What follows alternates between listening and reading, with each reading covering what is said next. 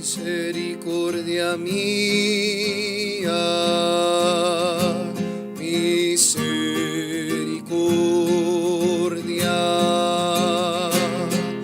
misericordia mía, misericordia,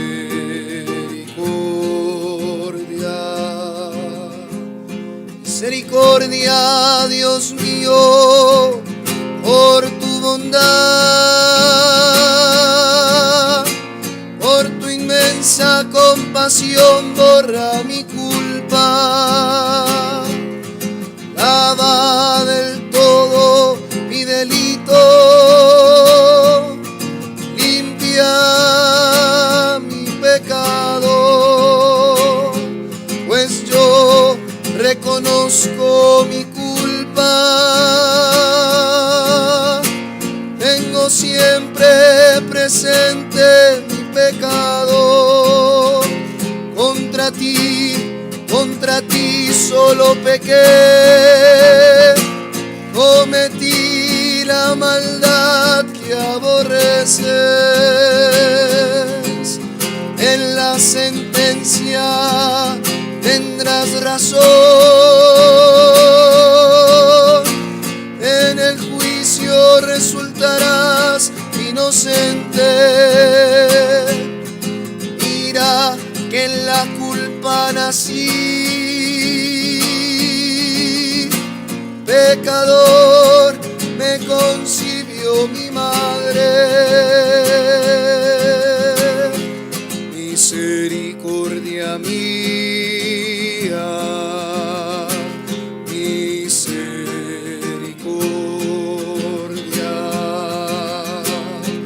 misericordia mía, misericordia.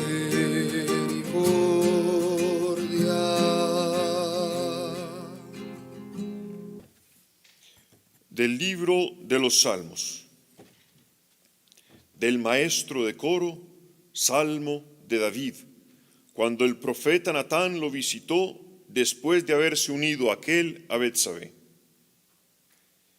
Piedad de mí, oh Dios, por tu bondad, por tu inmensa ternura, borra mi delito. Lávame a fondo de mi culpa, purifícame de mi pecado. Pues yo reconozco mi delito, mi pecado está siempre ante mí. Contra ti solo pequé, lo malo a tus ojos cometí. Porque seas justo cuando hablas e irreprochable cuando juzgas. Mira que nací culpable, pecador me concibió mi madre. Y tú amas la verdad en lo íntimo del ser, en mi interior me inculcas sabiduría. Rocíame con hisopo hasta quedar limpio, lávame hasta blanquear más que la nieve. Devuélveme el son del gozo y la alegría, se alegren los huesos que tú machacaste. Aparta tu vista de mis yerros y borra todas mis culpas. Crea en mí, oh Dios, un corazón puro. Renueva en mi interior un espíritu firme. No me rechaces lejos de tu rostro. No retires de mí tu Santo Espíritu. Devuélveme el gozo de tu salvación. Afiánzame con espíritu generoso. Enseñaré a los rebeldes tus caminos, y los pecadores volverán a ti. Líbrame de la sangre, oh Dios, Dios salvador mío, y aclamará mi lengua tu justicia. Abre, Señor, mis labios, y publicará mi boca tu alabanza. Pues no te complaces en sacrificios, si ofrezco un holocausto, no lo aceptas. Dios quiere el sacrificio de un espíritu contrito, un corazón contrito y humillado, oh Dios, no lo desprecias. Sé benévolo y favorece a Sión, reconstruye los muros de Jerusalén. Entonces te agradarán los sacrificios legítimos, holocausto y oblación entera. Entonces se ofrecerán novillos en tu altar. Palabra de Dios. Te alabamos, Señor. Se pueden sentar.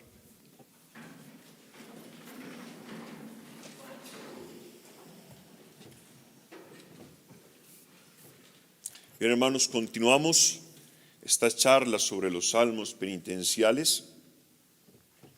Y el Señor nos pone de frente hoy este salmo, que es el Salmo 51 en la tradición hebrea, 50 en la tradición griega, que es, digamos, el salmo penitencial pues más conocido,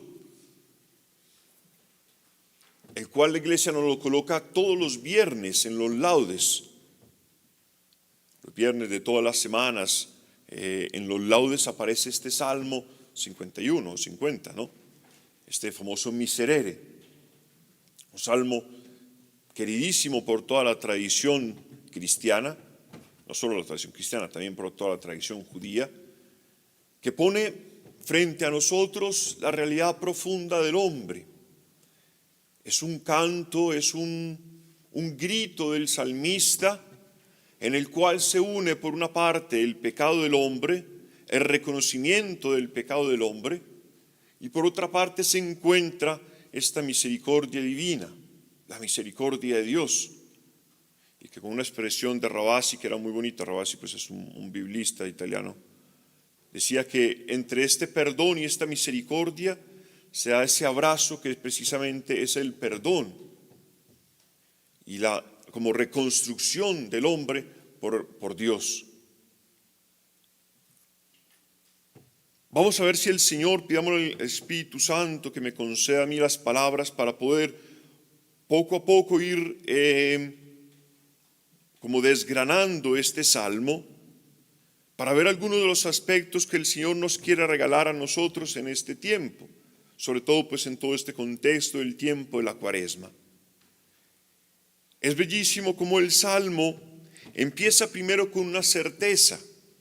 El salmista, que pone todo, digamos, todo este salmo en el contexto de David, por eso el inicio, digamos, por decir de alguna manera, esa introducción del salmo, pone como contexto de todo el salmo ese acontecimiento de David, ese acontecimiento de la vida de David, en el cual David se aleja del Señor, se enamora de esta Betsabé, ¿no? Y se acuesta con ella, y después obviamente hace matar al marido pues, de Betsabé, Urías, para quedarse con ella. En ese contexto aparece precisamente este salmo, en el cual nosotros, como David, estamos llamados a reconocer nuestros pecados. Y el salmista, como David, ha tenido la experiencia ya en su vida del poder de Dios. Y por eso, sin temor, le grita. Y le sale del corazón este cántico, este salmo impresionante que hemos acabado de proclamar y el cual hemos cantado un pedacito al inicio de estos laudes. Y empieza precisamente haciéndole un grito a Dios, pidiéndole a Dios que tenga piedad de él, con la certeza de que el Señor lo escucha. Y empieza haciendo una descripción que es muy interesante. Dice: piedad de mí, oh Dios, por tu bondad. Y eso, digamos, esta primera frase del Salmo va a marcar todo el Salmo. Porque David, o el salmista, cuando pide precisamente piedad a Dios, no lo pide porque él tenga algún mérito, algo por lo cual el Señor lo tenga que escuchar. Simplemente dice: piedad a Dios por tu bondad. O sea, porque tú eres bueno, porque sé, Señor, que tú eres bueno y que tu amor es eterno, por eso me dirijo a ti. Y es impresionante porque el salmista empieza a dirigirse a Dios ya con una total humildad, con la certeza de que él no merece absolutamente nada frente a Dios. Y que si él se acerca a Dios, se acerca esperando todo de él. Porque de sí mismo no tiene nada que ofrecer. De sí mismo no tiene ninguna medalla que ofrecer. No tiene ninguna excusa que que ofrecer frente al pecado que ha cometido. Entonces por eso él comienza simplemente diciendo: Señor, por tu bondad, porque tú eres bueno, Señor, escúchame. Ten piedad de tu siervo. Y por eso empieza el salmo más adelante y comienza diciendo: pues yo, Señor, reconozco mi delito, mi pecado está siempre delante. Eso es impresionante, es fuertísimo, porque significa que el pecador, este salmista, este David, tiene delante su pecado y no lo puede ocultar. Es consciente de lo que ha hecho. Es consciente, tiene esta sensibilidad que le ha regalado también la palabra, de que ha hecho lo que no es según la voluntad de Dios. Y ya esto, solamente esta frase, sería importantísimo que llegara a nuestra vida. Porque el problema nuestro es precisamente ese. El inicio de nuestra conversión es el reconocimiento de nuestros pecados. Pero muchas veces nuestro problema es que no nos reconocemos pecadores, que vivimos nuestra vida tan alienados que ni siquiera somos conscientes de la profunda situación de pecado en la cual vivimos. David vivía esa misma realidad. Aunque había conocido a Dios, había experimentado a Dios en tantos acontecimientos en su vida, se va tranquilamente con Betsabé, manda matar a Urías y no es consciente de su pecado. David no es consciente de su pecado, a tal punto que Dios tiene que mandarle a Natán para que lo despierte.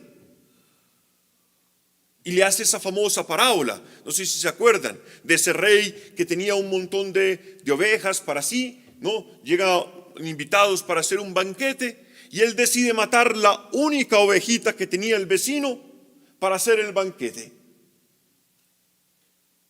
Inmediatamente le dice a David: ese tal debe morir. Y le dice Natán: ese tal eres tú.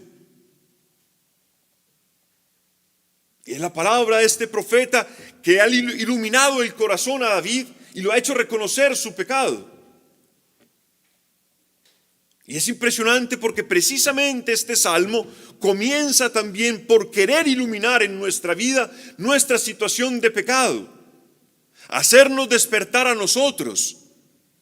Y es maravilloso este salmo en este tiempo de Cuaresma, porque este tiempo de Cuaresma tiene también esa función importantísima de despertarte del sueño, de despertarte de ese no darnos cuenta de nuestra situación, de ese vivir alienados, de ese no descubrir en nosotros nuestra situación profunda de esclavitud y de muerte. Por eso decía más adelante, y dice: mira, Señor, que nací culpable, pecador me concibió mi madre. Es una experiencia fuertísima, de las expresiones más fuertes que tiene el Antiguo Testamento, que de alguna manera preparan esa iluminación maravillosa que hará San Pablo del pecado original, de esta certeza que nosotros hemos nacido en el pecado, en la certeza que nosotros vivimos en una situación constante de pecado. El hombre abandonado a sí mismo no puede hacer nada más que el mal, que es la experiencia que cuenta constantemente el Antiguo Testamento, con muchísimas figuras. Mira que mi obrar es como este paño inmundo, dirán los profetas, es decir, que todo lo que hago lo vuelvo impuro. Es la experiencia profunda que hace San Pablo. Señor, yo queriendo hacer el bien, deseando hacer el bien, lo que se me presenta constantemente es el mal. ¿Cuántas veces hemos querido amar, hemos querido donarnos, hemos querido salir de nuestros pecados y nos encontramos constantemente una y otra vez con nuestros pecados en las manos? Y no importa cuántos años tengas, aún los niños experimentan esa misma situación. ¿Cuántas veces desean ser obedientes a sus padres, no pelear con sus hermanos, y sin embargo, le sale pues lo que le sale, como a ti y a mí, hasta el último día de nuestra muerte, pues antes de morir, obviamente, de nuestra vida exactamente. Y es importantísimo eso. ¿Por qué? Porque este Salmo 50 o 51 es muy profundo, porque empieza precisamente con esa raíz, con ese descubrir en nuestro corazón esa situación radical de pecado en nosotros, descubrir esa concupiscencia que vive en el hombre y ese constante estar esclavo y metido, condenado a vivir para sí mismo, condenado para vivir en el pecado.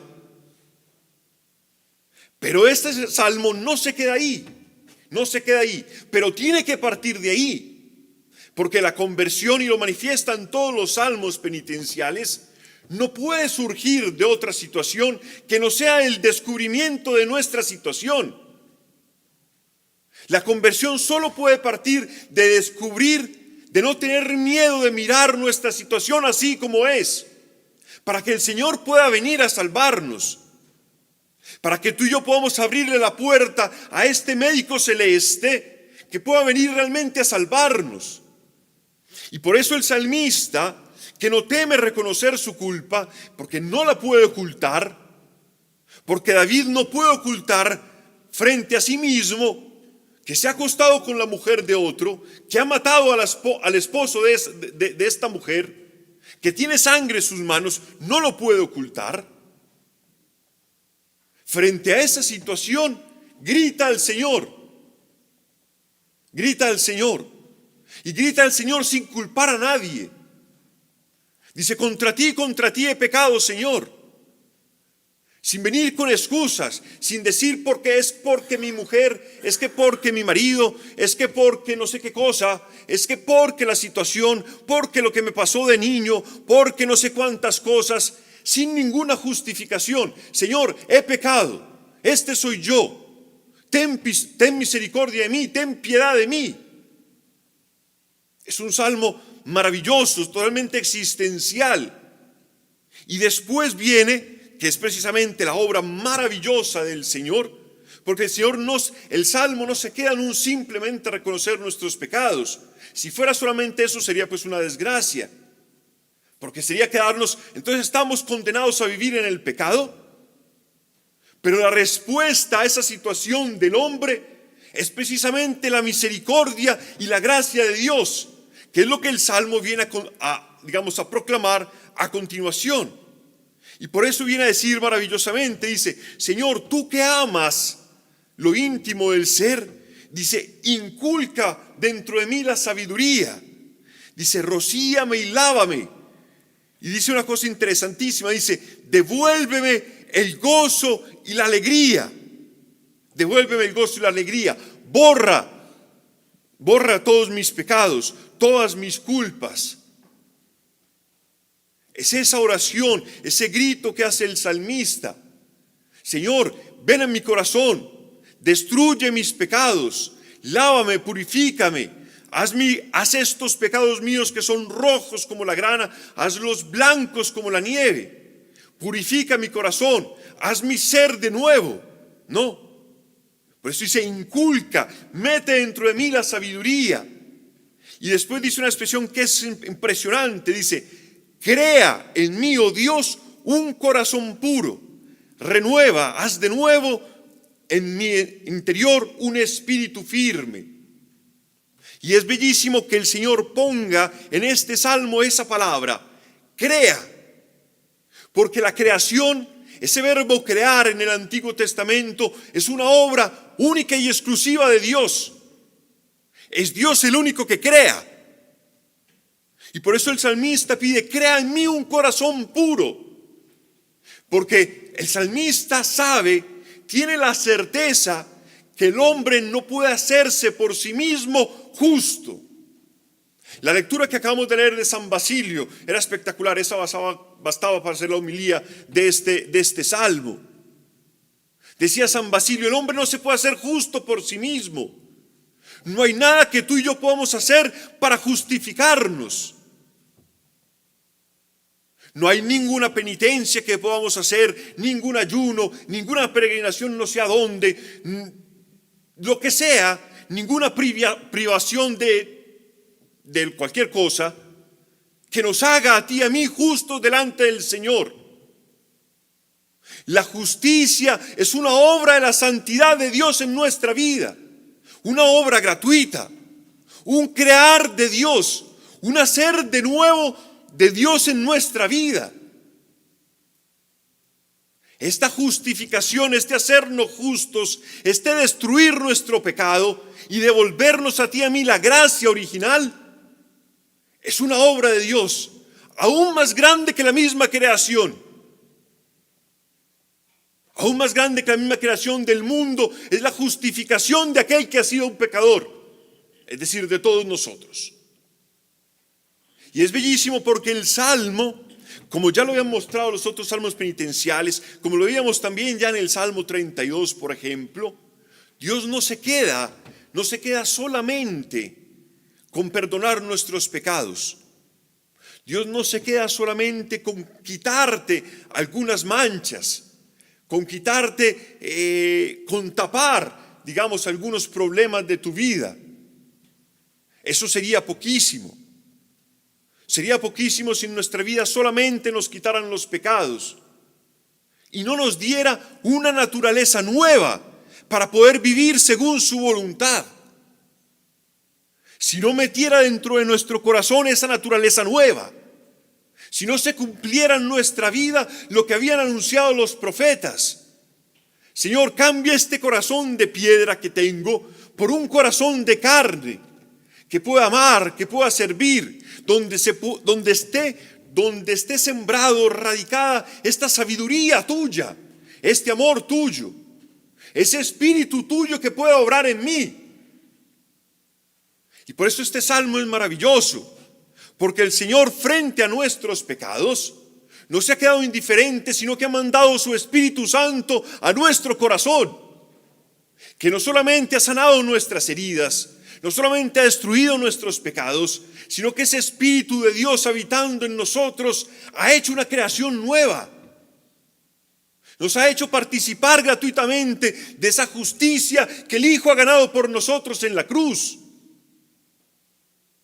Es una cosa maravillosa, formidable, porque el Señor viene a hacer de nosotros esta creación nueva. Viene a regalarnos a nosotros no solamente que no pequemos, sino que podamos obrar con obras de vida eterna, que nuestra vida pueda tener dentro de nosotros este vivir de Cristo,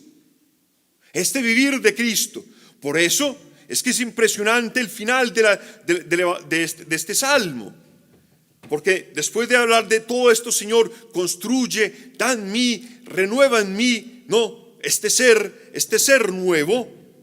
Dice dos cosas esenciales. Dice, al darme, Señor, esta nueva naturaleza, me darás dos cosas.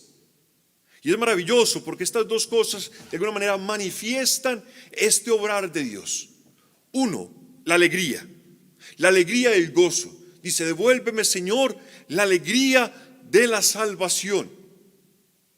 Importantísimo, porque la alegría en nuestra vida no viene de que las cosas afuera estén bien. No viene que tus proyectos se realicen. Eso no es nada más que un contento que pasa, efímero, una euforia de momento, que te pueden dar los placeres, que te pueden dar que se cumplan tus proyectos.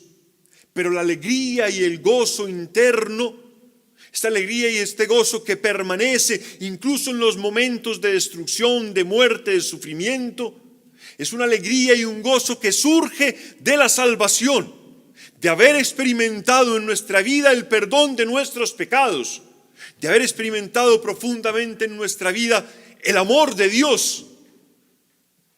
Y sin duda alguna creo que todo lo hemos experimentado de alguna manera, más o menos, pero todo lo hemos experimentado. ¿No has experimentado en tu vida ese gozo profundo cuando has experimentado que Dios te ama? Cuando has escuchado la predicación, aquel que te anunciaba, mira que Dios te ama así como tú eres. ¿Eso no ha transformado tu vida? Ese impacto con ese amor de Cristo que te ha amado a pesar de todo lo que tú eres, a pesar de todo lo que tú y yo hemos hecho, ¿eso no te ha llenado de gozo y alegría? Cuando te has acercado a la confesión y el Señor te ha levantado y te ha dicho: mira que todos tus pecados están perdonados, mira que no tomo en cuenta absolutamente nada de lo que has hecho, mira que yo te devuelvo gratuitamente la dignidad que habías perdido. ¿No te ha llenado eso de gozo, de alegría? Ver la salvación de Dios en la vida de los hombres, ¿no te ha llenado de alegría? Cuando a lo mejor has ido a evangelizar, has escuchado a un hermano, o cuando has estado en la comunidad y has escuchado la experiencia de tu hermano que habla, que se ha encontrado con el amor de Cristo, que Cristo lo ha rescatado, ¿no te llena eso dentro de gozo? De gozo, de alegría, de exultar, de bendecir al Señor por lo bueno que es. Esa es la experiencia de este salmo. La experiencia de haber visto, de haber gustado, de haber palpado en su vida que Dios, a aquel que no lo merecía, aquel que no había hecho nada para merecer el perdón, le ha dado gratuitamente no solo el perdón, sino una vida nueva. Es impresionante. Y por eso, después de esta primera cosa, la alegría, surge la segunda, digamos, como consecuencia del perdón, que es precisamente convertir a este salmista, a ti y a mí, cuando hemos experimentado el perdón, convertirnos en testigos. Y por eso dice impresionantemente, dice: abre, Señor, mis labios y publicará mi boca tu alabanza. Porque, hermanos, es una cosa muy simple. Un cristiano es siempre luz, porque si un cristiano ha experimentado en su vida el amor de Cristo, no se puede quedar callado. No puede no manifestar al mundo lo que él ha experimentado, porque es un gozo tan grande que lo supera a tal modo que tiene que contarlo, que tiene que manifestarlo al mundo. ¿Cómo no manifestar al mundo lo que el Señor ha hecho conmigo? ¿Cómo no proclamar la maravilla que Dios ha hecho en tu vida? ¿Cómo quedarte para ti mismo lo que Dios ha hecho? ¿Cómo, si ves al otro, al hermano en el infierno, en el sufrimiento, en la angustia, no le vas a decir la buena nueva de la libertad que tú has experimentado? No se entiende. Es imposible. Que si uno ha experimentado dentro ese amor de Cristo, esa libertad, ese gozo, esa vida nueva, tiene que hablar, tiene que contarlo. Y por eso el cristianismo desde siempre ha sido un grito, un exultar al mundo las maravillas de Dios. Desde siempre. Porque ese amor de Cristo no se puede quedar encerrado en nosotros. Porque ese amor de Cristo nos obra, nos avanza, sale por encima de nosotros. Y a eso también nos llama a nosotros el Señor. ¿Acaso no hemos experimentado el amor de Cristo? Entonces, ¿por qué no decirlo? ¿Por qué no proclamarlo al mundo? ¿Por qué no proclamarlo a aquel que está al lado tuyo y se está muriendo? Por más que se ría de ti, que se burle de ti, al final lo que desea en su corazón es experimentar lo mismo que tú y yo hemos experimentado. Y no hace otra cosa que burlarse de ti porque no sabe cómo enfrentar la vida que tiene. Y como no entiende lo que pasa en tu vida, no hace nada más que burlarse. Pero porque él no tiene esa vida y a lo mejor quisiera tenerla. Es una cosa profundísima. Y termino ya con el final precisamente de este salmo, donde dice: Señor, en definitiva, el único holocausto, el único sacrificio que tú quieres es un corazón contrito y humillado. Y eso es impresionante, porque viene a ayudarnos a nosotros también en este tiempo de Cuaresma. Lo que el Señor no quiere de nosotros, y entiéndame bien, ahora voy a explicarlo bien para que no se malinterprete lo que estoy diciendo. El Señor no quiere de nosotros actos externos. El Señor no desea en nuestra vida limosnas, ayunos, grandes oraciones. No es eso lo que el Señor desea en nuestra vida. En nuestra vida lo que el Señor desea es tu corazón, Al Señor, ¿qué le importa que tú dejes de comer 3 días seguidos? O que des todos tus bienes, si tu corazón no se lo entregas al Señor. Porque podemos hacer muchas cosas externas y tu corazón estar lejísimo del Señor. Podemos hacer un montón de limosnas, un montón de oraciones y nuestro corazón estar lejísimos. Nuestro corazón está lleno de odios, de envidias, de rencores, estar sembrado ahí en nuestras posiciones y no querer convertirnos. Entonces, ¿de qué sirve? ¿De qué sirve todos esos holocaustos y sacrificios? Por eso dice, lo que tú deseas, Señor, es ese corazón contrito y humillado. Ese corazón que reconoce que necesita un Salvador, que reconoce profundamente que necesita del Señor, que no es nadie y que todo lo recibe gratuitamente de Él. Y después, como terminaba precisamente el Salmo, una vez, Señor, que tú has acogido este corazón mío, dice, harás, Señor, entonces, reconstruirás los muros de Jerusalén y te serán agradables todos los sacrificios, holocaustos y oblación entera. Entonces se ofrecerán novillos en tu altar. Entonces ahí sí tiene sentido todo lo externo que hacemos. Porque las oraciones, los ayunos, la limosna, tiene sentido si junto a eso está detrás este corazón contrito. Este corazón contrito que no quiere justificarse con lo que está haciendo, porque sabe que no lo puede hacer. Que no quiere mostrarse justo con lo que está haciendo, sino simplemente lo pone delante al Señor como diciendo, Señor, ven, ayúdame. Ven, ayúdame. Pongo delante de ti esto externo para manifestarte, Señor, mi corazón. Para manifestarte que no soy capaz. Para manifestarte que si tú no vienes a mi vida, no soy capaz de ir adelante. Entonces ahí todo lo demás que hacemos toma sentido. No por un querer justificarse, sino por un ponerse ante el Señor humildemente, sin defender nada, dejando que Él nos justifique. Entonces, hermanos, es un salmo bellísimo, de amor, de misericordia, de reconstrucción total del hombre.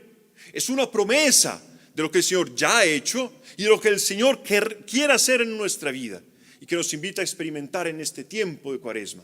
Entonces no tengamos miedo, hermanos, de ponernos frente al Señor, de reconocer hoy, no tengas miedo de reconocer hoy tus pecados, de reconocer hoy lo que eres, de gritarle al Señor, Señor, manda tu Espíritu a mi vida, manda este Espíritu Santo que pueda reconstruir mi corazón, que pueda reconstruir todo lo que ha destruido el pecado, que pueda hacer de mí este hombre nuevo, que pueda amar, que pueda ser de nuevo, tener de nuevo esta alegría, este gozo, que pueda proclamar tus maravillas, que toda mi vida pueda ser en definitiva esta liturgia viva, esta liturgia que precisamente pueda dar gloria a Dios en todo lo que hace, porque en todo manifiesta ese amor de Dios, esa justicia de Dios a nosotros cuando hemos sido malvados y pecadores. Bien, hermanos, continuemos estos laudes. Misericordia mía, misericordia,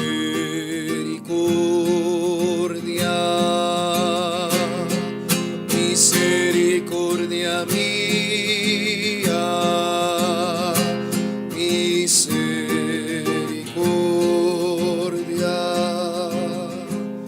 misericordia, Dios mío, por tu bondad, por tu inmensa compasión, borra mi culpa, lava del todo mi delito, limpia mi pecado, pues yo reconozco mi culpa, tengo siempre presente mi pecado, contra ti solo pequé, cometí la maldad que aborreces, en la sentencia tendrás razón,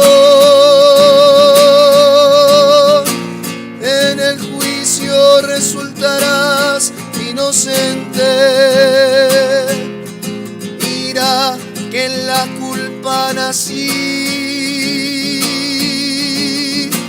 Pecador me concibió mi madre.